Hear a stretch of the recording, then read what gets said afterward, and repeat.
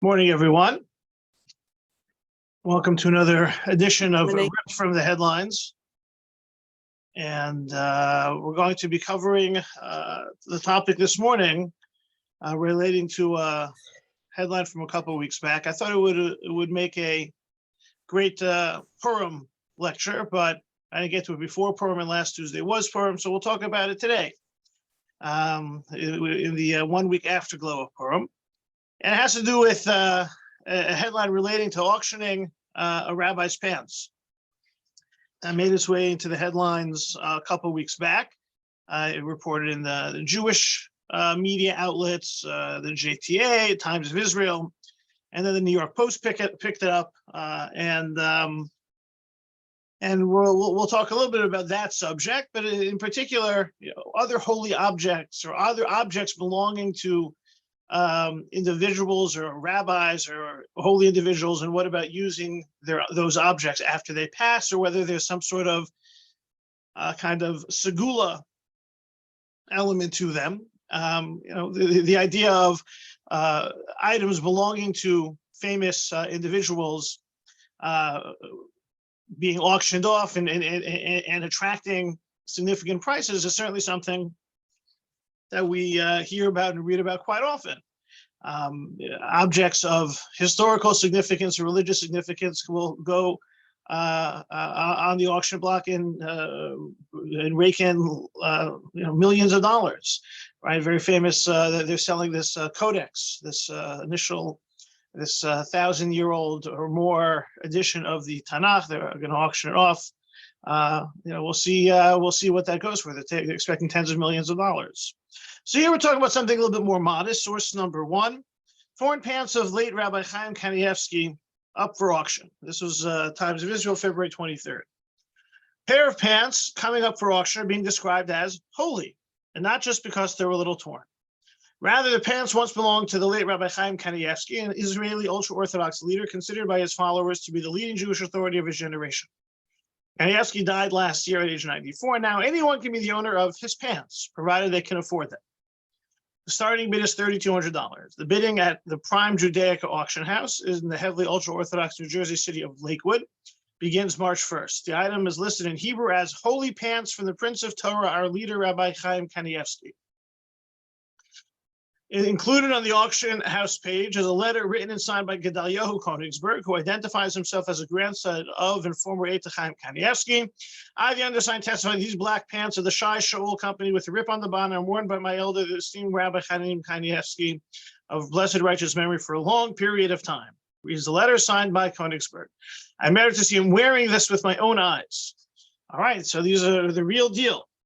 And on the website, the online retailer, Shai Shaul pants run from roughly $1,350 to $1,625. Quite a bargain when you think about it. But these are going to be for some sort of 200% markup, $3,200. So that was the article.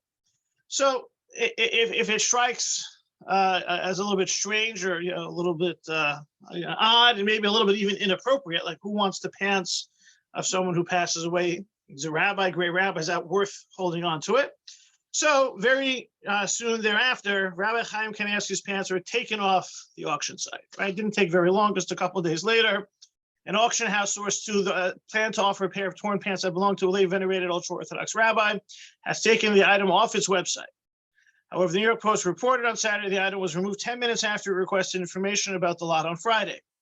Prime Judaica did not provide information about why it apparently changed its plan to auction off the pants, according to the report, which cited unnamed experts as claiming that under some Orthodox interpretations, the clothes Kanievsky wore while studying Torah could be considered holy. Israel Klapman, a Jewish art dealer, told the Post there's definitely money to be made. Klapman explained he was interested in buying the pants and renting them out to devout Jews who might want to get married wearing the rabbi's clothes. We demand they put pants back on, he said in apparent jest. Ha, ha, ha.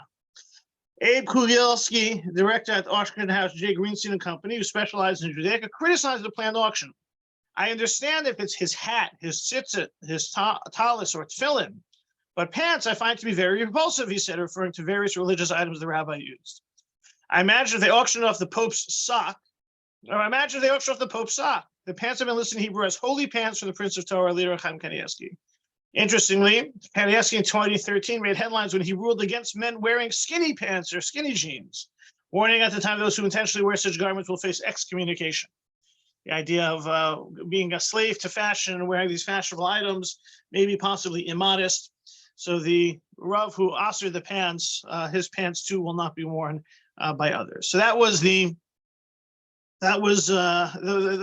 the headlines, and that is the issue. And I think there are a couple of issues that we can unpack and discuss. One, the idea of that was mentioned a little bit in the article. What about the clothing of dead people? Right, that's one issue that it has some reference. The other is what's considered these holy objects, the veneration of these objects. Does that have a place in Jewish text, or is that something more of the followers holding on to the connection that they want to have with this leader? Is it more personal? Then a little bit, in terms of, what about maybe the symbolic value of holding on to the piece of the person and being maybe inspired by it, the very fact that you still you can hold a piece of the person and their legacy in your hands. And then, how, maybe some of the, just like Rabbi Kanievsky raises the issue of skinny jeans being prohibited because they're too fashionable or immodest, what about some other items of clothing which may be subject to the same discussion, even certain objects of individuals that, relics of holy rabbis who we may want to hold on to, that may have a problematic halachic origin or discussion around them. Questions, comments, or reactions on the pants or on the headlines before we dive in?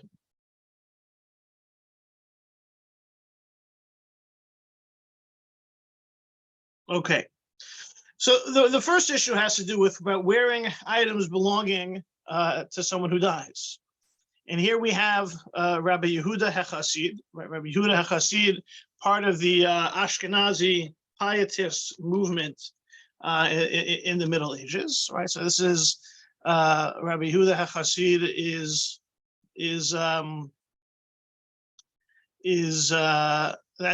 who wrote what was called Sefer Hasidim, right? Not to be confused with the Hasidim of today, more in line with the term of the way Hasid is used in the Mishnah, the people who want to be extra careful about Jewish law.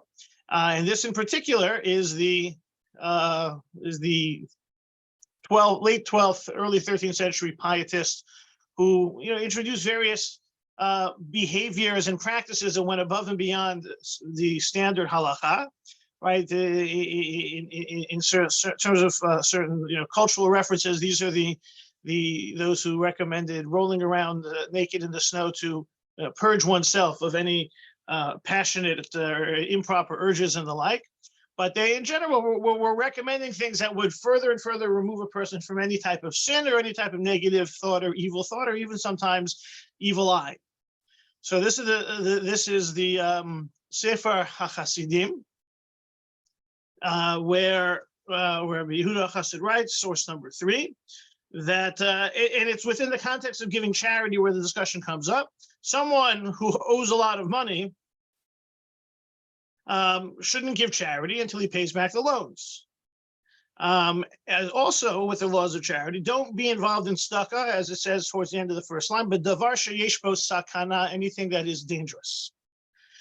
Echad nitnu lo min alayim shel meis v'ratza l'haseso som la'ani emru lo v'ahavta l'recha kamocha el timkreim l'nachri shelo yovel l'idei sakana shum Yehudi v'yiten hamos la'ani. He's like, look, if you have shoes that belong to a dead person, you want to give them to someone who is poor. No, she says, if you have to loving your neighbor in this case is to sell the shoes to a non-Jew and give the Jew the money so that you don't come to any level of sakana. There's no danger involved. And so this is the source of of a discussion in Jewish law. What about the utensils, the object, the clothes of the deceased? So many point to this Rabbi Yehuda HaChassid as anything that was worn by someone who has passed away, you should not use again.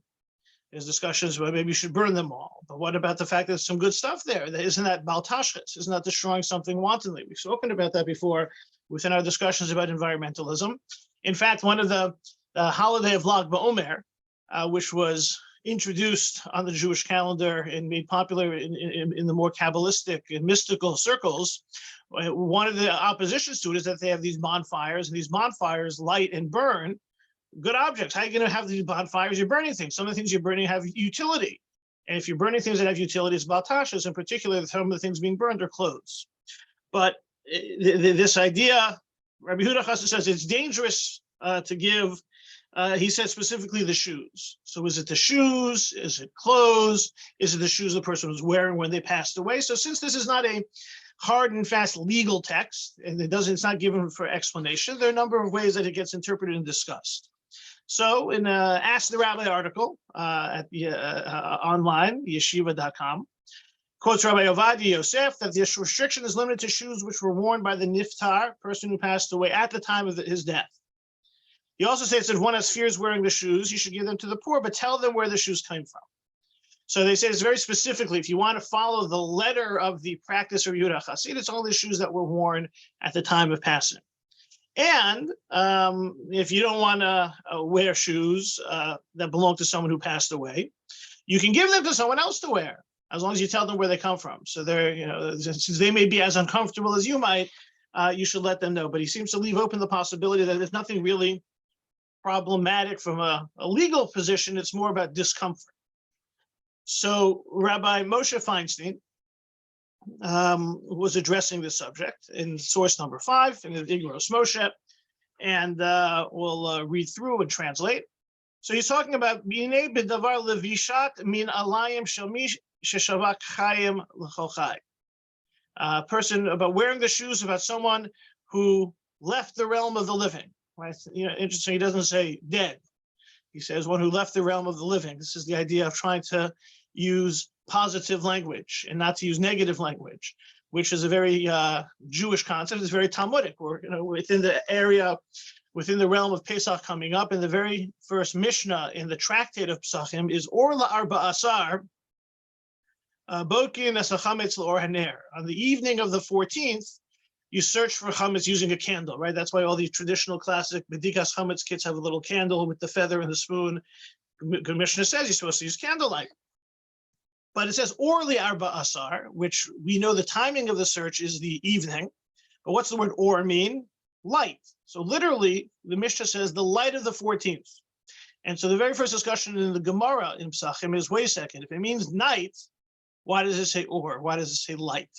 Well, if it means night, why say light? And the answer, one of the answers given is that you want to use lashon nikiyah. You want to use a cleaner, more positive language. And so because of that, Rabbi Feinstein here uses the idea shavak chayim l'chochai. That's why when I sent out my email for this morning's class, I asked the question, is there religious significance to objects of those no longer living? Right? Is there religious significance to the objects of dead people? Right? It brings to mind, the movie The Sixth Sense. I see dead people. Right? The dead, we don't like to use the dead. Einenu chai, not alive. And of course, this concept was made particularly famous by Rabbi Menachem Mendel Schneerson, the late Lubavitcher Rabbi, who often would use that language. And when referring to a hospital, he didn't like the Hebrew term Beit Cholim. He preferred the term Beit Refuah, not the house of the sick, but the house of the healing. Or he didn't like the Hebrew term for disabled. He liked the idea of differently abled or challenged. So the idea, and also very often he would also talk about the absence of good as opposed to bad. So here too, Rav Moshe Feinstein is addressing this subject, as was the original source being the Rabbi Yehuda HaChassid. And as we can imagine, remember, Rabbi Yehuda HaChassid mentions this. He doesn't bring a source. It's not something that's found in standard halachic codes, but it's a practice that some have carried forward from Yehuda HaChassid. For Rav Ovadia Yosef, there's a discomfort. And if you want to say there's anything, there's a restriction to shoes that were worn when the person passes away. So Rav Moshe Feinstein addresses the issue. Yesh nizharim bezeh. There are those who are careful about this. Doesn't say you have to be, but mentions that some are careful about this. Because of Rabbi Yehuda Chassid's comment in his tzava, his will and testament, incorporating the Sefer Chassidim, not to wear the shoes of the dead. Avol shamati. Shalom Yulei Tzirul Sin Kasabit Shuvosav. This is Hu Taus Sofer. It doesn't say this is a mistake. This is a mistake that made its way into the editing process. It was published with the wrong word. It's not that you can't wear shoes minalayim shel meis. It's supposed to say minalayim shel mesa. It says not not the shoes of someone who died, but the shoes of a dead, and v'hakava name or behema shem mesa. You don't want to wear shoes of an animal that died. The term mesa is halachic terminology for an animal that dies, right? Kosher animal dies, you can't eat it because it's a mesa. Another term for it is nevela. If an animal dies, it's even for the kosher animal, it's still considered mesa. So there's an idea, Rabbi Feinstein is sharing this idea that it's not that you can't wear the shoes of a dead person, you can't wear the shoes of a dead animal. And a mistake crept into the text, and that's what's wrong with it. Right? Whenever this comes up, it's like the joke they tell of the monk who comes excitedly out of the church library and is very excited. He's shouting and exulting, and it's like, what's going on? He's like, I just finished my research and I realized that there's a mistake. It's not celibate, it's celebrate. Right, so the whole thing is changed. One letter makes all the difference. Here too, one letter makes all the difference. Rabbi Yehuda Chassid says you shouldn't wear shoes of a dead person. Didn't mean that. He meant you shouldn't wear shoes of a dead animal. Moshe Feinstein mentions there's an idea. It's quoted in the Talmud Chulin 94. She'ika chashash sakana. Maybe the animal was killed, or the animal died because it was bitten by a snake and poisoned. Right, and therefore maybe you're concerned about a certain disease that the animal carries. You don't want to be wearing those shoes.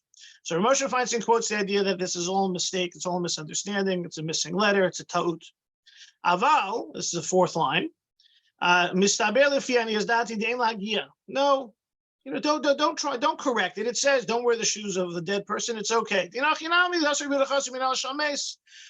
Rabbi Yehuda Chassid really knew that and still said wearing the shoes of a dead animal is problematic because it's dangerous. So maybe he meant the same thing for the shoes of a dead person who dies, right? Because maybe you should still be worried, even though you're worried about the shoes that are made out of the animal's hide of the animal that died because it was bitten and poisoned. When it comes to danger, where you sometimes will be worried about something, even if there's really no actual danger, but there's potential danger. Maybe Rabbi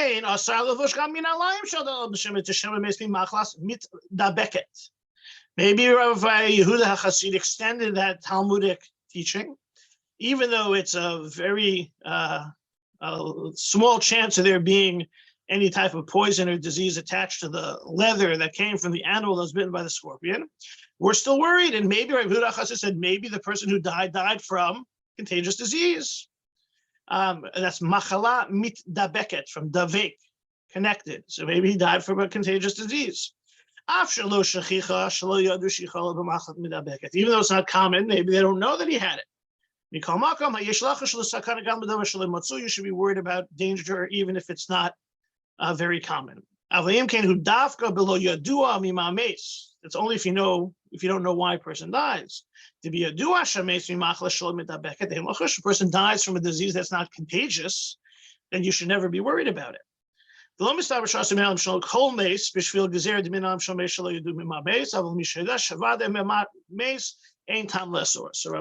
says, look, it could be Rabbi Yehuda HaChassid never meant you can't wear the shoes of a dead person or a person who dies in those shoes. It only meant an animal. Okay, that could be. Rabbi Feinstein says, no, the whole thing is really a concern out of potential danger. Even if it's a slight chance of danger, we want to be careful. And you're worried about the animal being poisoned and some of that being still on the leather and you wear the shoes. Okay, so for the same reason, you can be worried about that with a person as well. Only if you don't know the cause of death. And if you know the cause of death and it wasn't a contagious disease, then ain tam less, or there's no reason whatsoever to be concerned. So Rabbi Feinstein is analyzing why this practice may have come into play, and feels that if you don't have any indication of the cause of death, then Rabbi Yehuda Chassid's concern in not wearing the shoes a person was wearing when they died, out of the slight chance of danger. You know why they died? There's no reason whatsoever to be worried about this altogether. Yes, Carla. You have to unmute.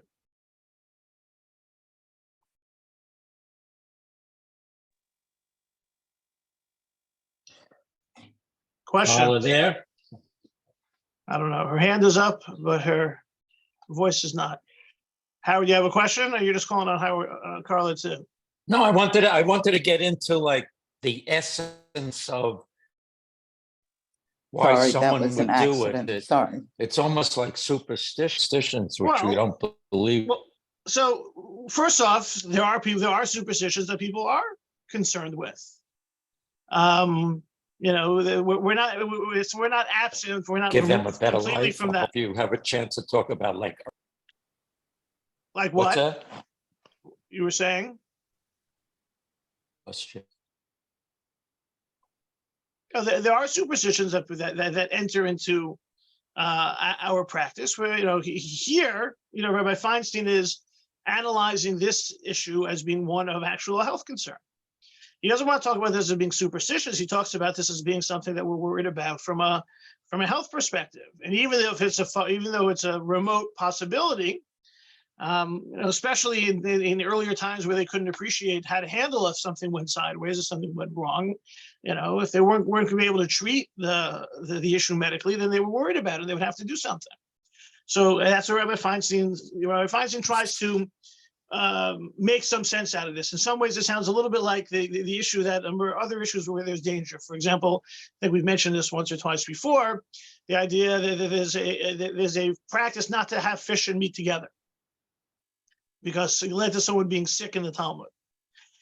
That's a very strong practice, even though it has been noted and been explained, and the answer has been given that halakhically speaking, there's absolutely nothing wrong religiously from putting some chopped liver on your herring.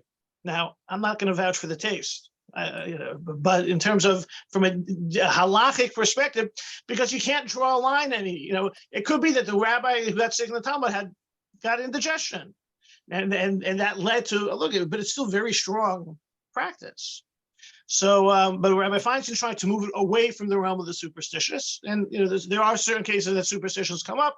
Maybe we'll circle back that we see a couple more of the sources. Yes, Miriam. This reminds me of this particular tshuva reminds me of what happened during COVID, when anything you touched, you had to wash or throw out. And I wonder how they handled people's clothing who died of COVID. Yeah. So look, I think there's another, another parallel in terms of what you know and what you don't know. Right? Think about how little people knew and appreciated and understood, in April 2020 versus March 2023. Right.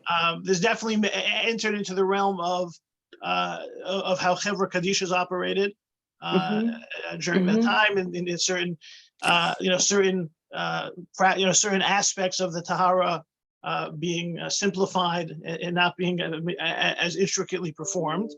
But it would generally, if you don't know and there's a chance of danger, you can be concerned. And even if it's a very remote chance of danger, you can be concerned. But once you have clarity, and that's how like Rabbi Feinstein ends this discussion, if you know for sure that there's no contagion, then there's absolutely no problem. It's the idea, it's the way we treat and value life, right? There's the story that is told about Rabbi Chaim Brisker, Rabbi Joseph Soloveitchik's grandfather, the Brisker legacy and dynasty. And so someone was sick on Shabbos, and they called in the doctor, and they tried to look in the throat to see, maybe it's, tonsillitis or something like that. And And Reb Chaim said to the doctor, would more light be helpful? The doctor says, it could be a little bit helpful to see a little bit better, see what's going on. So Reb Chaim said to his son, Reb Velvel, who became known as the Brisker Rav, who moved to Israel, turn on the light, move the light, turn on the light, let him see better. And Reb Velvel, according to the story, paused. And said, Father, maybe he didn't say he needs it. It's b'koach nefesh. And the story of Reb Chaim got angry. According to one version, he slapped his son, and he turned to the Dayan of Brisk and said, "Move the light," and he immediately moved the light. And so the punchline of the story, it's not being makil on Shabbos, not being lenient and playing fast and loose with Shabbos. It's being machmir on b'koach nefesh. And that I think translates itself into how, take it back to the fish and meat example, how that becomes so ingrained in so many different people's religious consciousness. Chas v'shalom, to put the tuna fish or the gefilte fish on the same plate as the cholent at a kiddush. Sometimes people feel obligated to overturn people's plates if it's done that way. We're really concerned. Look, to me, I never understood, the taste profile doesn't seem to appeal to me, but sakana makes its way in. And I think, towards Howard's point also, that also leads to a little bit of superstition, because it's really about not knowing, right? We fear what we do not know. And so, anything that, when it comes to death, we fear death because we don't fully understand it. It's something that we've been able to rationalize. So the person dies, there's a lot of fear, and then it extends. It's almost, is death contagious? So that, it's not necessarily scientific, but there's this idea. So then I don't want to have anything that was connected to the death. Now, the idea of it being worn by the person who dies could be very different than something that belonged to a person in their life that was then wants to be utilized after death. And that's another story about a shoe that's mentioned in an article in the Or Sameach Ask the Rabbi column about this topic. But there they're telling a story about the shoe of someone who passed away. And so source number 6, Rabbi Aaron Leib Steinman, he was one of the leading B'nai Brak leaders of the Haredi community, passed away a number of years ago. So the story goes back a few years. He visited the United States. His trials brought him to the home of Rabbi Malkiel Cutler, the late head of the Lakewood Yeshiva, where his attention was drawn to a tattered pair of shoes on display. So an old pair of shoes. Okay. So what are those? He asked. Rabbi Cutler answered with the following story. As you know, my great-grandfather, Rabbi Yisrael Zalman Meltzer, was dean of the great yeshiva in Slutsk. When World War I threatened, all the students were sent home. One student, upon arriving home, was told by his mother, "I didn't send you all the way to Slutsk just so you should come home." Not able to get a train because of the poverty and war, the young man walked the 400 kilometers back to the yeshiva. When he arrived, my great-grandfather, Rabbi Meltzer, was so impressed with the young man for having walked so far, he kept his shoes as a symbol of self-sacrifice for the study of Torah. Rabbi Steinman listened and said, "But surely the young man from World War I is no longer living. Isn't it time to dispose of his shoes?" "Not living," said Rabbi Cutler. "He is living." That young man was none other than Rabbi Eliezer Menachem Shach. Rabbi Shach, who was also a leader of the Panovich Yeshiva, and was originally came from Europe, and he passed away in his late 90s in Israel. And so the story goes back a few years because Rav Shach passed away in 2001. But so 20 years ago, the story takes place. Actually, he died according to, sometimes the records are a little bit off. According to Wikipedia, at least, he was born in 1899 and died in 2001. So here you have a pair of shoes that were being kept as an example, as a lesson, as a teachable moment. That again, these are the shoes of someone who has passed away, not the shoes worn when he passed away. So it's not exactly connected, but it can give us some indication as to the connection that people may feel, or maybe even the admiration or sometimes veneration for objects worn by individuals who that convey a certain lesson, that can convey a certain message, and the like. And this, when I started looking at this subject, one practice that came to mind is one that's there in the Chabad community. It's source number 7. In a Chabad wedding guide, it mentions the custom of chassan wearing a kittel, right? We know that for sure. The kittel is worn over a kapata, right? That's the frock that Hasidim, the Lubavitch Hasidim wear, but under a coat. Okay, there's a lot of layers there. But if possible, one should wear a kittel that was made from a garment from one of the Rebbeim. So there's this, so here at under the chuppah, under the marriage canopy, you should wear something, a piece of clothing from the Rebbeim. And the footnote makes mention many chassanim wear one of the Rebbe's shirts as a kittel.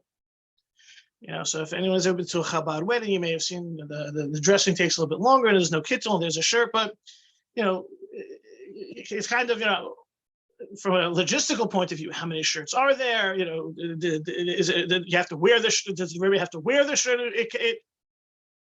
It takes that the lesson of the Rav Shach shoe onto a whole different level, because it's not only the garment, that situation, the garment was worn and for a lesson of dedication to Torah. Here there's a holy man wore a shirt. It has a certain holiness, and you want it at your holy moment as well.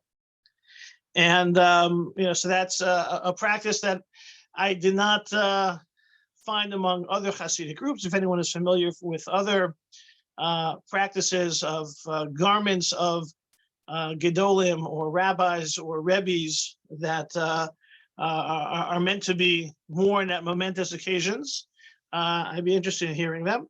But there's certainly this veneration that's there, and in terms of not only seeing the objects and knowing their provenance or the lessons, but also actually wearing them too. From the spiritual perspective, the idea of the under the chuppah as a time to connect in this way to our ancestors, to our teachers, to our rebbes, kind of resonates and makes sense. But it is still, I guess, if you're not part of that community, an outsider looking in, a bit of a strange, unusual practice, to say the least. Right? It's certainly, for those who've been at Chabad weddings, they also, the Lubavitcher Rebbe would send a letter to the bride and groom. It was the same standard form letter, just written to each one separately, and they still read those letters today, even though they're obviously not being written for that occasion. But it's this idea of connecting and having one's Rebbe part of this holy moment. But the garment itself, being something significant and important to be worn, is a little bit, seems to be a unique practice that I've seen with Chabad. Questions, comments? Okay. So pivoting from clothing, and since we're on the topic of Rabbi Schneerson, there's an interesting new story came up a couple of years ago about the Lubavitcher Rebbe's and Rebbitzins wristwatches. Right? We talked about that, the objects belonging to our teachers, leaders, Rebbe's, ancestors being venerated. So source number 8, several days before the Lubavitcher Rebbe's Yurtzeit, Gimel Tammuz, this is 2021, Kedem Auction House is revealing 2 of its most prized items: a watch gifted by the Rebbe Rayatz to his successor, Rabbi Menachem Mendel Schneerson, and the watch worn by his wife, Rebbe Simchaya Mushka. These valuables are currently on display at Kedem Auction House in preparation for its upcoming live auction, which is scheduled to take place tomorrow. So it already took place. The Rebbe's watch was manufactured by the American watchmaking company Ben Russ, and purchased by the Rebbe Rayatz 1929-1930 during a journey to the United States when he went with his son-in-law, Rabbi Shmayo Garari. During this era, the Ben Russ watches were all the rage and actually worn by the U.S. military from World War II through Vietnam. This particular piece was gifted by the Rebbe Rayatz to the Rebbe, most likely during his stopover in Berlin upon his return to Europe before setting out to Riga. The Rebbe wore this watch over a decade during the 30s and beginning of the 40s, interchanging it with the first watch he'd received from his father-in-law as an engagement gift. He ceased wearing it in 1945 when the band tore. Spoiler alert, it sold for $47,500. Opening bid was $10,000. So this is the story of the Rebbe's watch. Clearly, it was valued enough to fetch a pretty high price.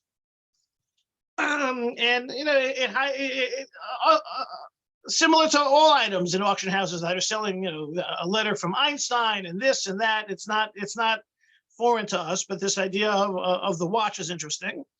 Also, if you research a little bit the idea of wearing a watch. First of all, most Hasidic Rebbes don't wear a watch, and in fact, once the Rebbe became the Rebbe, he no longer wore a watch, as far as the narrative in Chabad that I could find. But as one of my Chabad teachers like to say, who needs the time? There are no clocks in heaven. So, and Hasidim are notoriously late and don't have a real specificity when it comes to doing things on time. But with regards to a watch in particular, there's one, obviously the Lubavitcher Rebbe's watch and his wife's watch fetched a pretty penny.